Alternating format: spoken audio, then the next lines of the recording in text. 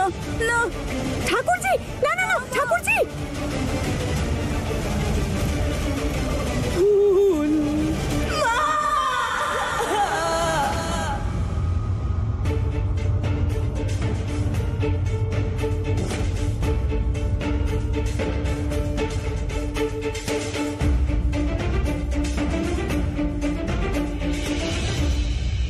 কি হয়েছে রে ফুল?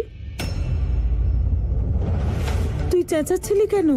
মা তুমি কি সবটা শুনে ফেলেছো? হ্যাঁ ফুল, আমি সব শুনেছি, সব বুঝেছি, আর নিজের চোখে সব দেখেছিও।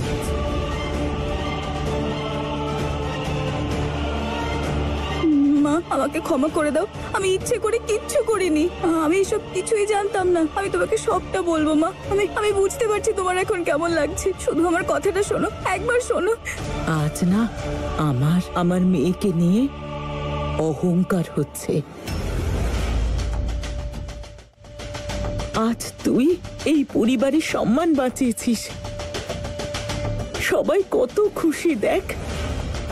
আর জামাই বাবা, ও তো মানুষের রূপে দেবতা।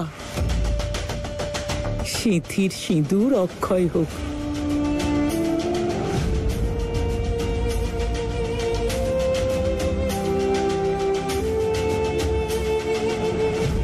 আচ্ছা ঠিক আছে, আমাদের দেরি হয়ে যাচ্ছে, আমরা বাড়ি যাচ্ছি।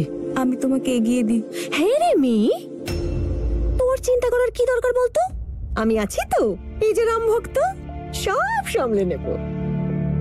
তুই শুধু নিজের খেয়াল রাখ, ঠিক আছে? আরে হ্যাঁ, কত অতিথি এসেছে, তাদের খেয়াল তো রাখতে হবে।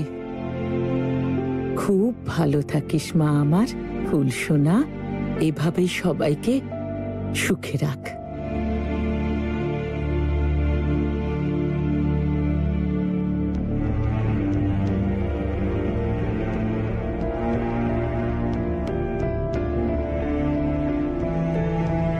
নিজের খেয়াল রাখিস, হ্যাঁ?